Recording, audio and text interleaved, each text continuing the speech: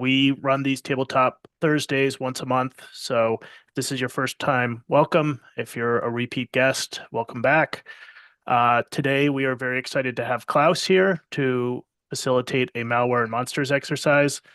The point of Tabletop Thursday is to showcase different styles of exercises, different facilitation styles, so that you can take these methodologies and tools back to your organizations, share them with your friends, what have you, and hopefully learn something along the way. And so that's the big idea here. I'm going to turn it over to Klaus in a second, but a quick note at the end, we will do a survey, and also after the fact, everybody will get invited to view the ally report from this exercise. So um, with that, I'm going to turn it over to Klaus.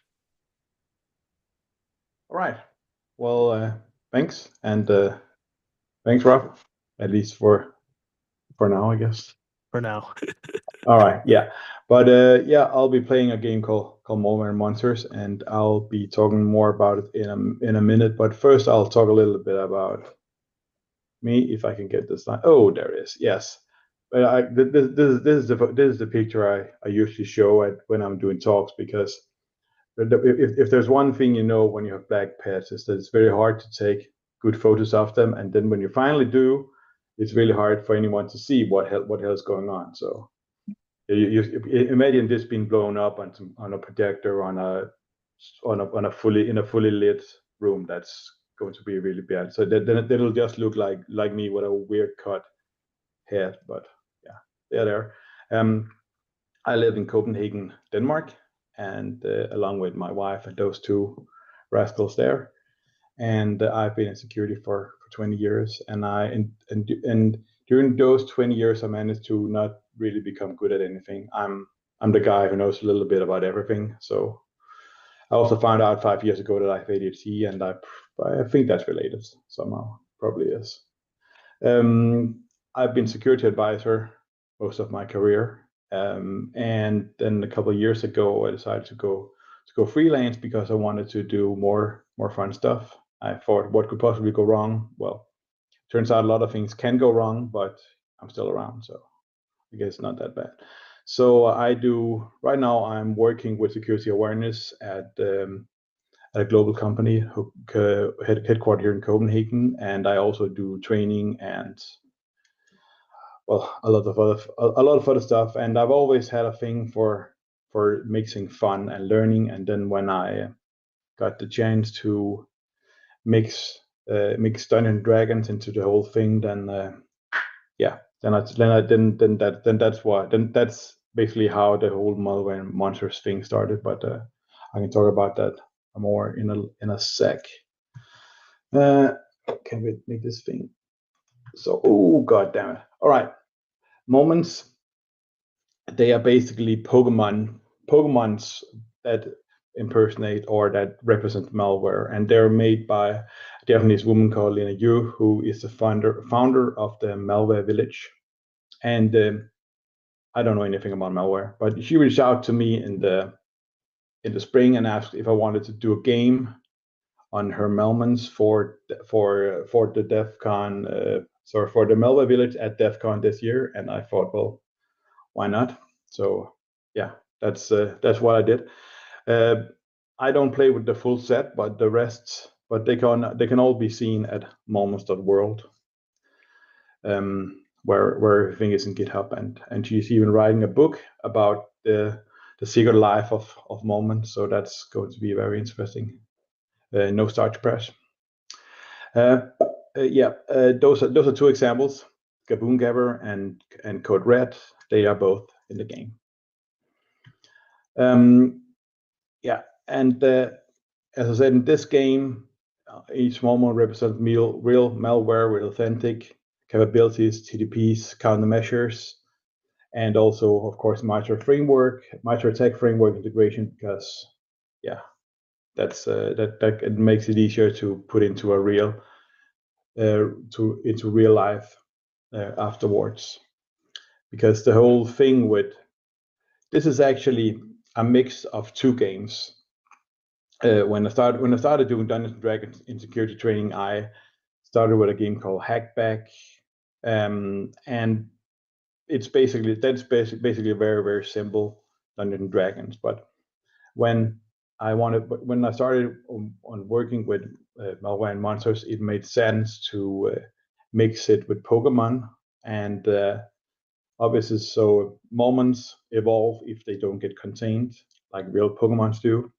And also, when players come about a moment, they can put it in a Maldex. So not only can they, collect the card physically at some point, we're not there yet. They can also actually learn something about that malware because they have met it, so to speak, in the game at least. So yeah, it's both learning and collecting. So I guess unlike Pokemon, it actually makes sense. But hey, there's two kind of elements. There's the legacy ones and the contemporary ones, and we saw an example of both a couple of slides back, where Code Red, obviously 25 years old. It doesn't really make sense to play that in a modern IT environment, but that's why we have role-playing games, because you can actually play a legacy moment in two ways. You can either say that we go back in time, back in 2001, when there's no socks, no seams, none of that fancy stuff, pew pew maps or whatever, in our sock, and then fight the malware without those tools. Or we can take a malware that has the same properties as Code Red and then put it into a modern IT environment and then see how that goes. And the reason why the historic aspect is there is because we all learn from history, and all history repeats. And it's the same thing with malware history, because if we don't know what was out there yesterday, well, we can't really fight what's out there tomorrow. That's the whole idea. And then of course there's the contemporary ones like Fake Bad, Noodle Rat, Wire Lurker, and Gaboon Gabber, and all that. So, and they're also, obviously it's much more simple to play them because you're just in a modern IT environment and everything's good. Yeah. There are different kind of cards in Malware Monsters. There's a moment card that represents the malware, where there's some where you can look at the card and then see which actual real properties it has, and how I can map it to my attack, and everything countermeasures, detection guidance, and also some type effectiveness showing relationship between various threats. There's the role cards that helps us when we'll see that in a second when we're starting the game, that there are role cards that represents each of the roles, and each character are given a role card, and then based on that they will come up with or each player is given a role card, and based on that they will come up with the character. And each of the players, they're like set roles in the game, and each role has their own name and characteristica and special things they're good at. And then there's the scenario cards, and the scenario cards are basically templates to create scenarios. The whole idea of that is that it should be really easy and really fast to prepare for a game based on some set values, where you get history, you get NPCs, you get context, you get a lot of things that makes a game exciting and interesting. This is really, really difficult to see, unfortunately, I guess. But that's the Gaboon Gabber. It says a little bit about it in the beginning, some abilities, how it evolves, and some things that it's good at, and yeah, like attack vectors, IOCs, detections, mitigation, guidance, all those things. That's the role cards. That's the 4 roles. Actually, there's 6 roles, but it depends on how advanced the team is. But the 4 roles that are always there is the detective, the protector, the tracker, and the communicator. And this is the communicator card. where I also have it here. Each role card has each role card has the archetype, the strength, the focus area, and the role playing tips, and then some modifiers in the bottom. And I was supposed to have pasted in a screenshot here, but it's gone. I'll blame the computer. Scenario cards, yeah, they have basically everything you need to play the game. Industry context. There are a bunch of scenarios. For each moment, there are 4 ready-made scenarios. So there is like 54 scenario cards with everything you need to run to start a game, like in no time. Yep, and there is an example of a scenario card. If I'm talking about a scenario with in the healthcare industry, where it says what's at stake. Where's the hook? What's the hook? The hook is how we start the game, and some pressure, and there's a list of NPCs, a description of them, and all the NPCs have secrets, and there are also secrets that they don't want to tell, that you need to find out and during the game. It's probably something with either Windows updates that hasn't been done, or some unapproved changes that fucks everything up, whatever. All those things that makes an incident fun, right? And since this is Dungeons & Dragons, there is also a dungeon master. Other than we're not in a dungeon, we're in an incident. So of course they're called the incident master, and they are the storytellers. And their expertise is a little bit special because they don't need to know much. This quote is from the incident master handbook of the Malware Monsters website, where it says the great facilitators don't have all the answers, but they ask the right questions, and that sums it up very well. You don't need to know anything, but you need to be able to make the players share their experience and go in the right directions. And when in Dungeons and Dragons, there is a concept called the lazy dungeon master. There is this fictional character called Sly Flourish, and lazy in this context is not over prepare, because it doesn't make sense to spend hours preparing for a game when you don't know what's going to happen. Because the thing with Dungeons and Dragons and games like that is that they can go in all sorts of directions since they are very open-ended. And in games like this, you have an idea of where they can go, but you don't know. So it doesn't make sense to spend hours planning everything. It just makes sense to plan the beginning, and then find out how you can make the characters drive the story, and then actually also make the characters drive the story themselves, so that you don't have to plan everything. As an internet master, just follow along and create a narrative around wherever the story takes the players. There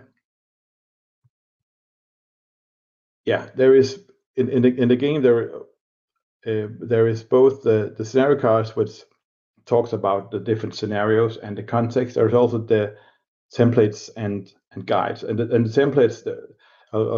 There are different kinds of templates depending on how long a thorough game you want. We could play the same scenario for hours.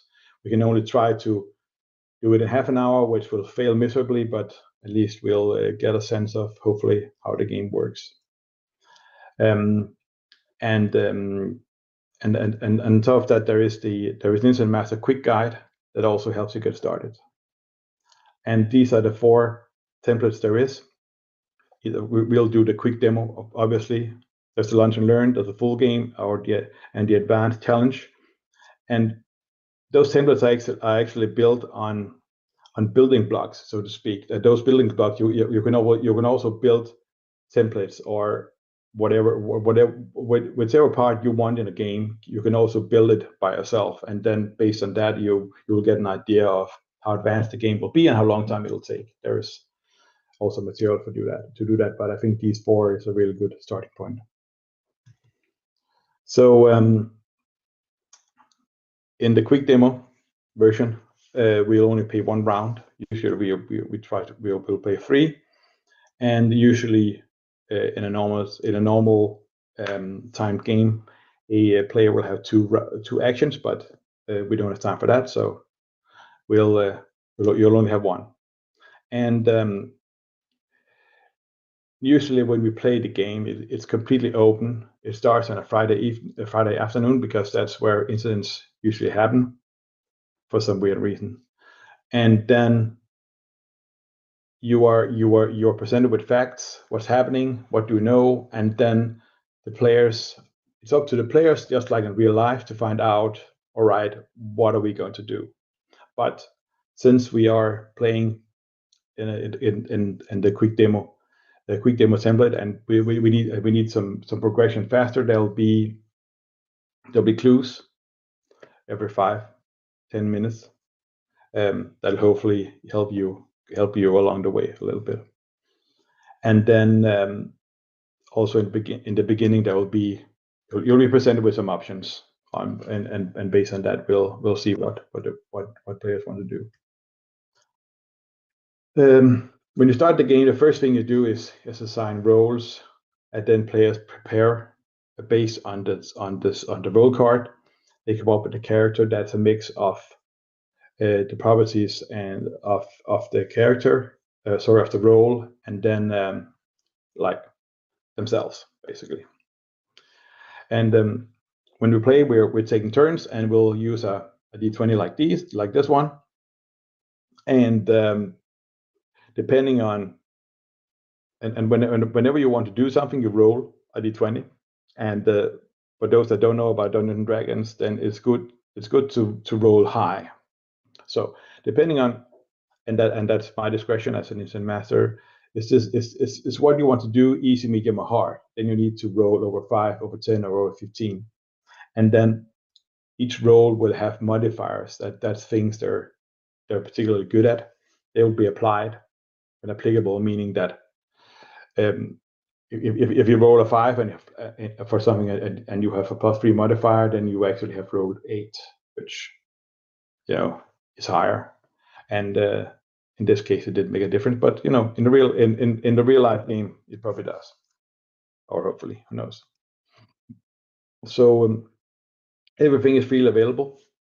It's all written mostly in Quarto. Quarto is Markdown, but with an orchestration element on top of it, so that you can write everything in Markdown, and then you can just define in YAML in Quarto what the output is going to be, and it supports HTML or a PDF and Reveal.js, slides, a lot of different things, books, and it's in GitHub.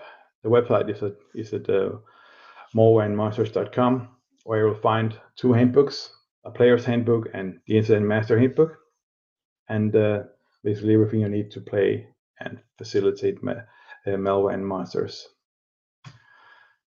So to get started with the Malware Monsters in 3 easy steps, there's an incident master quick start guide. Read that, then go to scenario card if you're liking. Whatever, as I said before, there is 54 to choose from, and then you basically play that predefined scenario with a handful of friends or colleagues, and there's everything you need there to get started. So it really is that easy. And also, I don't know anything about anything, so I've vibe coded everything. I've usually most used Claude Code, and what I used to say is that neither Claude or me could have done it ourselves, because obviously it's AI, it's fucking stupid, and I'm lazy and don't know anything about anything, but I have weird ideas. So I basically started out with brainstorming with Claude on telling it, well, I want to do this mix of Dungeons and Dragons, Pokemons. I don't really know anything about Pokemon either, but that's a good thing about AI, because I can get a very high level idea, but I don't know the details. But the AI does, and we came up with this concept, and then I basically told it to write all the documentation, because I also really hate write documentation, and so it's really good, but really good at that as well. And it's actually not that stupid, and you can always actually to undo. So yeah, that's my email.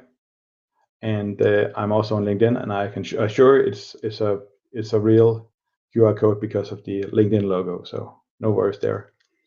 I have a website, and also I'm a freelancer doing games, security awareness, community marketing. I know the European community like not many in the US does, and I'm good at making everybody understand security. I'm a bridge builder in that sense.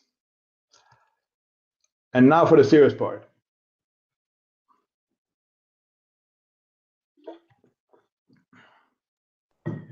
All right. Your company is called MedTech Solutions. Sorry, they are healthcare technology consulting, healthcare technology consulting and implementation. They are 200 employees across 4 offices, and their implementation team, it's of 25 people working on the Riverside General Hospital, who is your customer, of course. And they have this proprietary EMR. I had to look it up. It's an electronic medical platform, where and they have their client healthcare data, but and I guess even though that you don't have the GDPR to care about, there is still some things that could go wrong if any of that gets exposed. And then there's your implementation methodologies and your hospital network access to which you have over a VPN. Oh, and obviously there's some business pressure here. They have this contract with the hospital for $2 million in annual recurring revenue, and it's a big strategic importance to MedTech, because it's a reference case for regional healthcare market expansion. So it can really be like this example. So obviously it has a management focus. The CEO is personally invested in having a good relationship with the hospital management. And there's also a regulatory environment, HIPAA 2, and some healthcare vendor security requirements.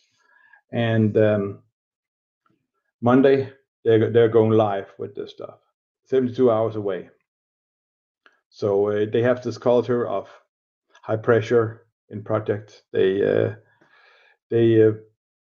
tend to break out of procedures when they're busy, and obviously they are very focused on the clients. Customer satisfaction is more important than doing things by the procedure and by the book. And also user experience is also more important than security, because that's how it is. And obviously it's the same thing in the IT department, that they are working through security warnings when they're busy. So that's normal. What could possibly go wrong here? Just asking. All right, we have our players, guys. So James is still here. I just can't see him because of this Zoom thing. All right. Could you unmute all of you, because now you are part of the game. And basically, we just need to find out who wants to be what. I can also just assign someone. So unless anyone has some real feelings for any of them, I could make Bob the detective. There's Bob didn't show up, so we have no Bob. He's right there. Oh, he is So there's a there. Bob. Oh, There's a hi, Bob. Bob. We God, have my, a Bob. We have a Bob, and he moves. So it's not a picture. oh my gosh. Now I'm Bob, you're embarrassed, Bob. muted though, I think. Or you sound your audio's not working. We have a Bob. Yeah. It's a Yeah. All party right. now.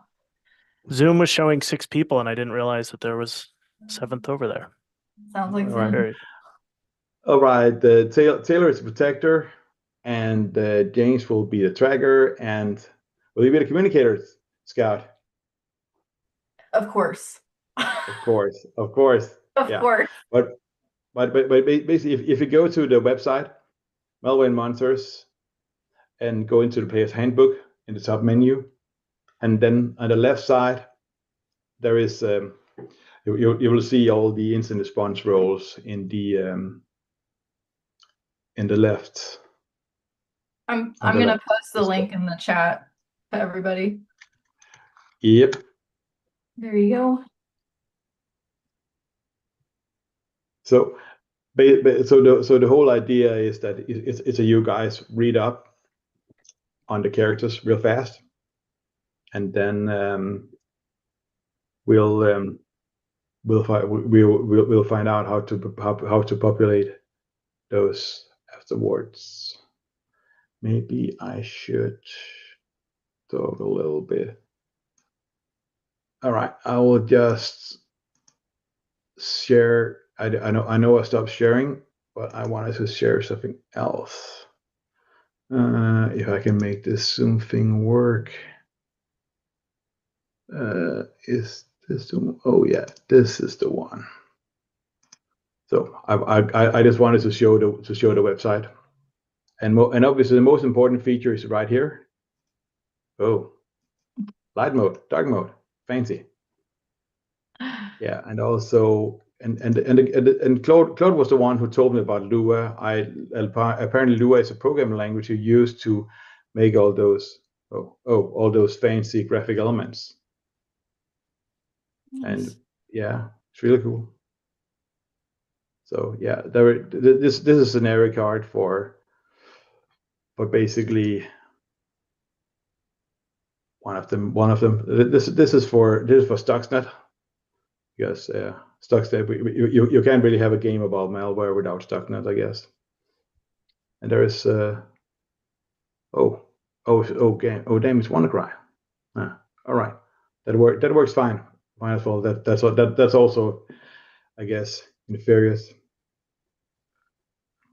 But yeah, and the player handbook and everything looks cool. Anyway, I just want to show that real fast. Let me go back to the slides. Ooh, there we are.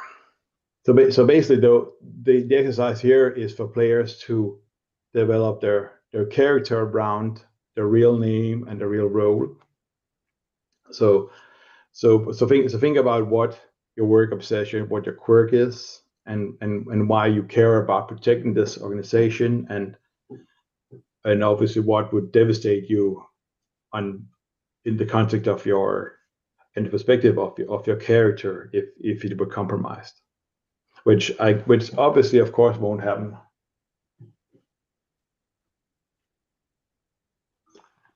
Because then it would be a real boring real boring tabletop, I guess. But yeah, whenever you feel ready, then let me know. Now or never. Now or never? Now or never. Oh, wow. All right, Scout. What's your name and role? Oh, all right. I'll be Scooter. It's my nickname, and I'm Yeah. the communicator. Yeah. Tell us a bit about yourself. Okay, so I am super excellent at translating the technical into business speak so everyone can understand what's going on. I am always asking about who should know about this. Who else is affected, and did we explain this clearly enough? Yeah. And apparently you didn't. No. And I am obsessed with med tech because I don't want to lose the relationship. Wait, what? I thought we really liked the management relationship that the CEO has. Oh, of course. Yeah, yeah. So Yes, the client relationship. client Yeah, relationship. Yeah. yeah. All right. Who else want to say something? And we get to make up our name, Klaus, yes? For the exercise. Yeah. Yeah, well, it can be your own name. It can also be like whatever you want to call yourself. Okay. So I'll go. So that way it goes with the name. I'll go like Bob Logbottom. I'm The an Vlog Bomb? investigator, yes. So my passion is around going through logs, scouring through logs, reading lines of logs, and finding the nittiest of the details. So yeah, so my biggest worry is that I don't have access to all the logs potentially, and I need to know why or where these systems are. And so yeah, so that is it. Mm-hmm. Yeah, that's problematic, right? Yeah. Yeah, we don't know what we don't know, and we don't No, have exactly. all our assets. So. Yep. All right. I cannot remember. All right. You Taylor, go. who was the All right. protector? Oh, I'm the that was James, protector. right? Yeah. So I'm going to be CyberSwift, and I am the protector. As a protector, I've worked very, very hard to implement security controls, both throughout MedTech's platform, but also building in controls as we implement our platform into Riverside Hospital's system. I think my biggest worry is that users are going to disable MFA and reuse the same passwords throughout the entire hospital. Mm-hmm. Well, that would totally never happen. No, definitely not. In completely fictional scenario. Yeah, exactly. Users, man. All right, James. Yeah, hi, I'm James. I am going to be Flow Tracker as the network analyst, data flows, communication monitoring, understanding of network relationships, all those kind of things. My biggest concern is that we're going to have a lack of telemetry for me to answer all the questions. Mm. Yep, that makes sense. And you have +3 in network analysis, +2 data tracking, and +1 in infrastructure mapping. Yeah, So this is a yeah, bad time to find out that the Splunk license isn't renewed. yeah, exactly. Well, I guess that's one of the things that always happen on a Friday afternoon, right? So yeah, it's a Friday afternoon, right? So oh, sorry. So basically, what happens here is that it's Friday afternoon at MedTech Solution, and the mood should be, of course, celebratory because your biggest implementation ever goes live Monday morning at the Riverside General Hospital. Well, this $2 million annual contract represents years of business development and will showcase your electronic medical record platform to the entire regional healthcare market. So this is a big deal, right? But instead of champagne, there is a growing concern because multiple staff members are reporting that the computer slowed down, and the help desk has received several calls about unexpected pop-ups on their screen. And also, yesterday evening, during the final push to meet Monday's deadline, several IT staff received what appeared to be a critical security update from a trusted software vendor, or at least they got an email about it. And with everything riding on Monday's go live, you need to investigate what's happening, and obviously without derailing the most important implementation in company history. So no pressure, guys. So what you're seeing Friday afternoon is that there are some performance issues, computers running 30% slower since yesterday afternoon during final implementation push.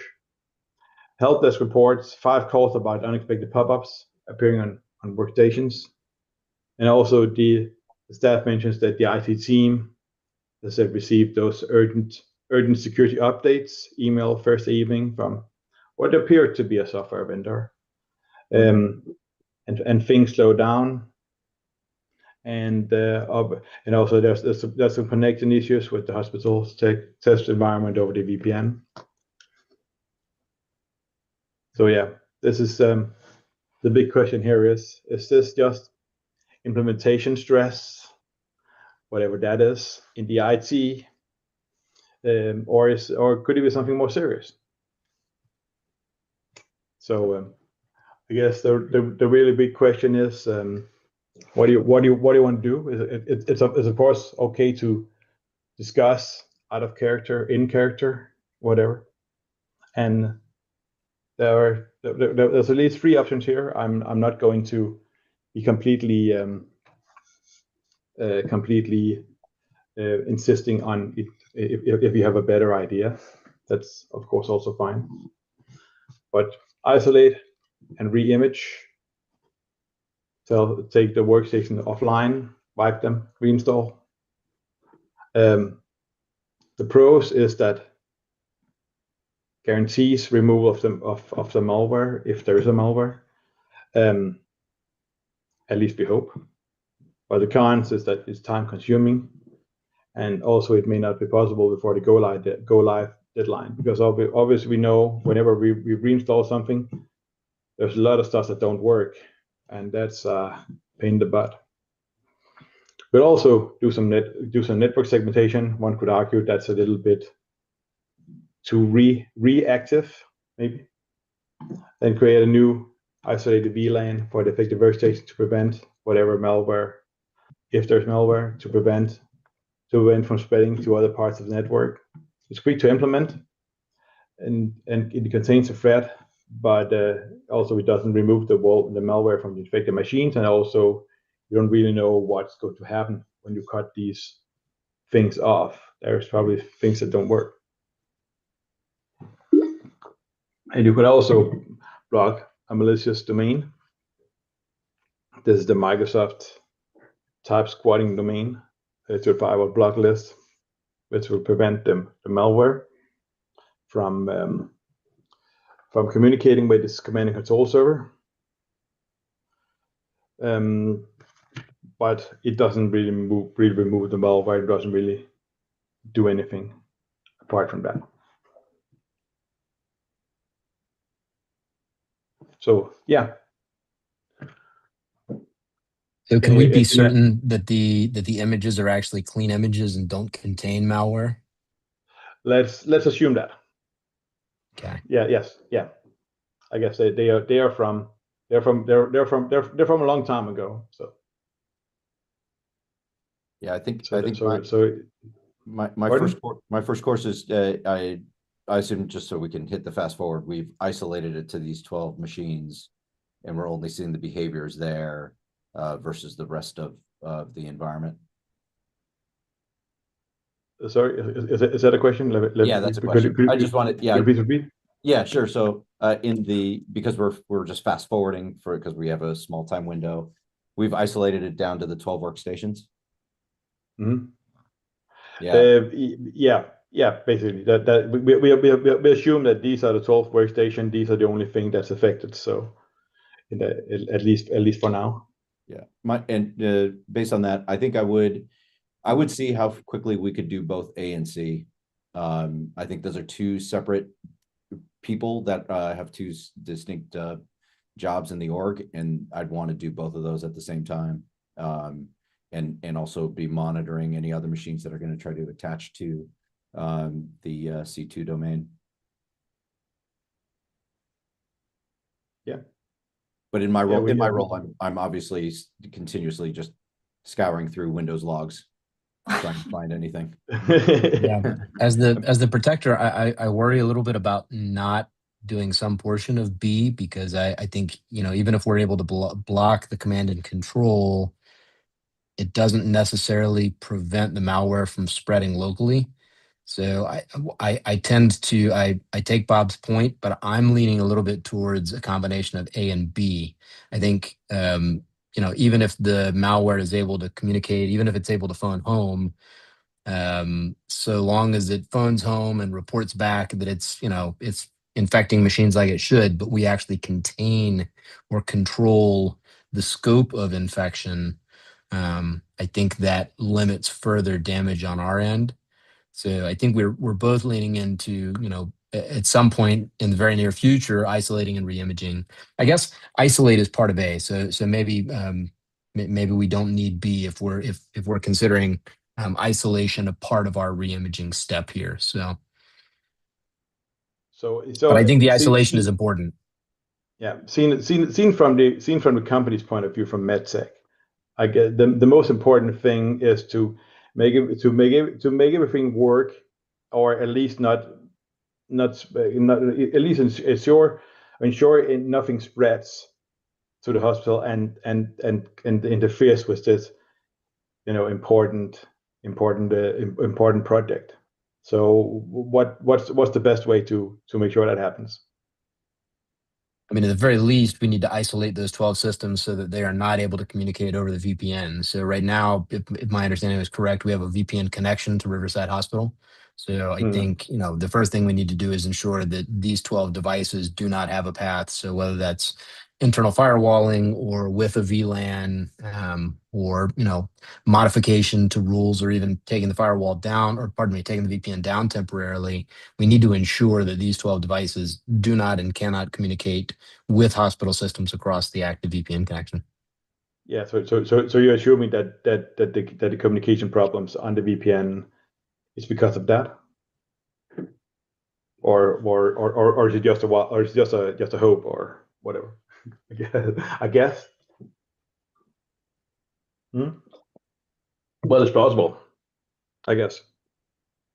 All right. So anybody else want to pitch in? I've heard isolating and reimaging mentioned twice now. I would like to go with option B because I don't want to have to tell them that we're dealing with malware and miss the project deadline because of that. That's not fun. That's not fun to communicate.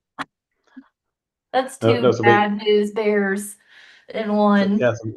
So basically isolate and hope the problem goes away, right? But still be investigating it. It's a problem. It's just our little secret. Yeah, it's our little secret. But something happened because you discover an email from Microsoft Security with the subject "critical update. Please install immediately," and it was sent to all IT staff working on the Riverside General Hospital project. Whoops. So that happens no matter which one of these we went with.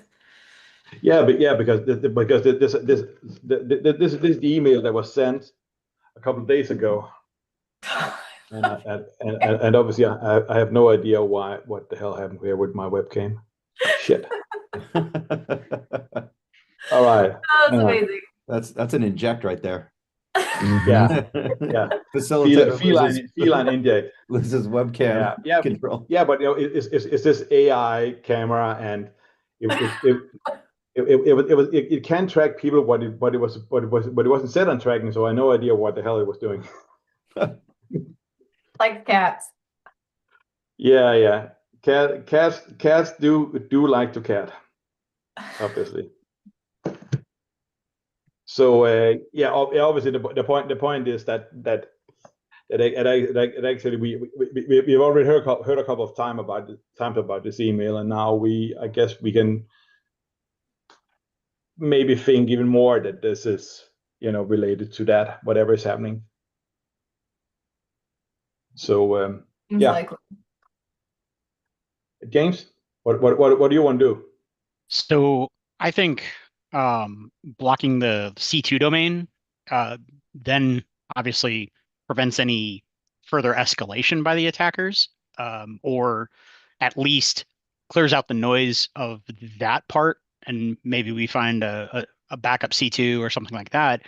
And then just using the internal network logs, then we can identify if there is communication being attempted from the infected machines to other parts, and you could do some level of network segmentation just to kind of help that. So those would be my thoughts. Yeah, but blocking the C2 domain, that wouldn't help right away in terms of making this thing stop enough for us to be able to implement the project. Well, that's true. I guess I kind of look at it from, it's the one thing you can do that stops for all the devices. So it's kind of a quick win.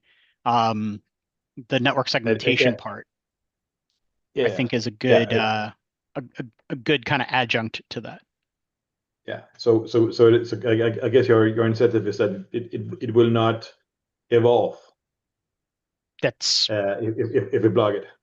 That would be the hope, and obviously we can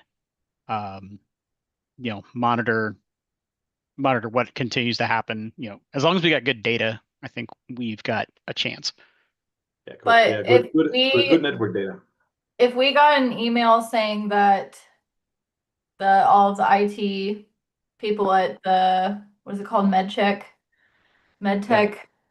have that pop up, that's the client, right? Like, what are we going to tell them? Yeah, that is a good question. So basically, their computers are making weird pop-ups as well. Right.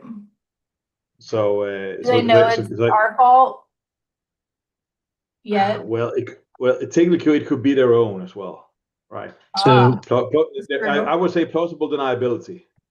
Clarification, Klaus. So we're MedTech. Our client is Riverside Hospital. Yes. As the protector, is my primary objective to protect MedTech or to protect Riverside? It's to protect MedTech. Yes, eventually it is, but obviously to a certain degree, those two go together, right? Sure. Because obviously, if they go totally bankrupt, then they can pay us a pile of money. Sure. And if we get our client infected, yeah, that $2 million contract evaporates pretty quick. Yeah, Right. at the end of the day, that is really just a meeting with management you don't want to have, right? No. All right. So what do you want to do, guys?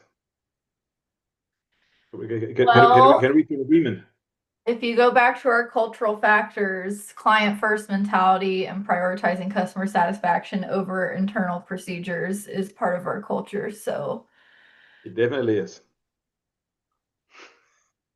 So what? Isolate? I'm leaning heavily into isolate and reimage. me It's too. slow, it's painful, there's going to be problems, but the reality is it's the only way that we can both contain and potentially wipe out any traces of malware because we have a known good image.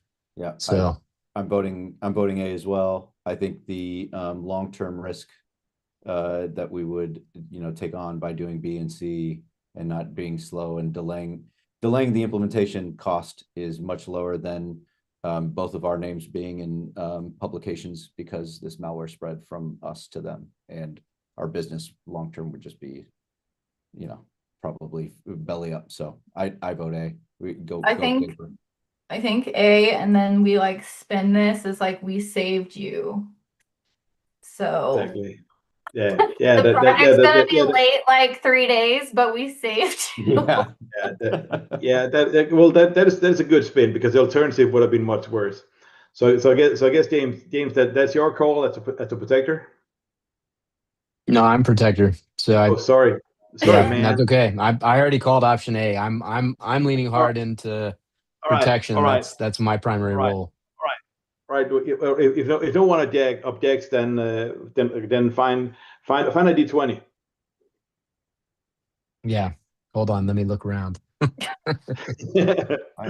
Obviously, you have a +3 in containment, so it's an easy fix. So 10 and higher.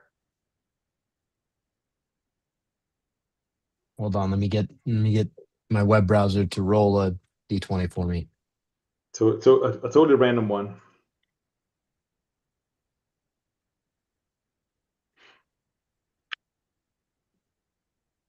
I rolled a 17. All right. That's lucky. That's more than enough. And obviously, you managed to contain everything. You managed to isolate it, and miraculously, there really isn't anything that doesn't seem to work. Everything seems to be working fine. So that's good. Woo! Woo. And I guess we're about closing time, I think. What do you think, Scott? Do you have some rounding up to do? We got 8 minutes. We could maybe do a second round, but Do a quick round. 1 minute of discussion. Somebody time us. So Klaus, read the next part of the scenario, and we get 1 minute to discuss, and then everybody has to pick an answer. Well, wait. Basically, there's a clue from the email as well. That is a well-crafted phishing attempt that's being totally verified now. That obviously you look at the header, you find out which domain it's from. And also you find a new process running on several workstations. It's called securityupdate.exe, and it's communicating with suspicious IP located in a foreign country, in China. Let's say that. Dang it. So yeah. Well, at least it is. It is still communicating because we didn't block its internet access. It's just the network access, the local network access that's being blocked now with the isolation. So do we go to different options to choose from? Yeah. Well, now I guess it's open. You can still choose one of the other options, but you can also grow or dig deeply and then find other options. Well, I think based on that confirmation, now it's time to go option C and block command and control. We've already started the process of isolation, and we're going through restoration. We know it's going to take some time, but since we didn't initially block command and control, I'd say that I'm making the assumption that we are not partially owned by a Chinese company, in which case traffic to China would not be suspicious. But if we are a U.S.-based company, then I'm going to assume that traffic is bad, so we should probably shut it down. Yeah, don't worry. You're good Americans. Yeah. I think we can now say we have saved you from the Chinese. So it just keeps getting better. Yeah, exactly. But let me just reveal what we're dealing with here. Let me just stop sharing because I have it on my screen. If I can I can never get this freaking thing to work. Here it is, the Gaboon Grabber. And incidentally, it was discovered by Lena, who wrote the Melmans. So it appears as a legitimate software update. Fileless deployment, multi-payload delivery. And it gains lateral movement capabilities. And there's a lot of MITRE ATT&CK stuff. What it does, malicious file. Oh shit, not that wrong. And obviously on the website you can. Oh shit, I can never. What? Oh, sorry. Yeah. You can find out more about how it works. And maybe see what it does MITRE-wise, and also some notes on how well it works, how well different kind of detection and mitigation things works against it. it's a worm, so it's weak to isolation. So it's good we did that. Yeah, it's also weak to backup. Yeah, and obviously there's a lot of facilitation tips here as well. So yeah. Oh, nice. Well, I hope you thought it was fun, and I like it to be a little bit different. So I'm sorry we couldn't do it any longer, but We yeah. can do I it think it's a again. great introduction. Good. Yeah, it's fun. Yeah. I So think so this yeah, has and been my best performance in a tabletop. So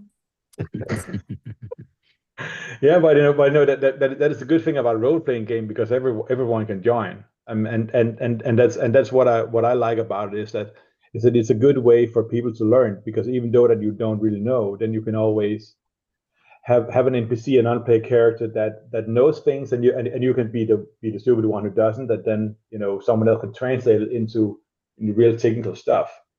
And yeah, it's a good way to learn, basically, playing role playing games. I really want to do that more towards non-technical people, and tell them how does a hacker think, and how is it to be in an incident when you don't really know how to do it in real life. Role playing game is the way to go, man. Yep. It's great. love it. Oh yeah, Josh posted a survey for everybody that attended today. If you don't mind giving some feedback, will help us make all of the tabletop Thursdays better in whatever way we can. So please Great take. job, Josh, sharing resources Yeah. and links as we went through the process. That was awesome and Yep. helpful. Yeah, thanks, Josh. There he is. The curtain is gone. It's not AI. That's right. Not a Malman. Yeah, this is Nope. really cool, Klaus. Yeah. Thank you. Yeah, thank you, Klaus. You're welcome. Yeah. Thanks Thoughts for the day. for joining. Oh, there you Everybody. go. Ooh, Oh, paper nice. scalar. I I love love it. All right. Thanks so much, everybody, for joining. Hit Klaus up if you want to learn more. And we'll see you next month in January. So happy holidays, and see you next year. Yeah, have a good Thanks, holiday. everybody. Guys.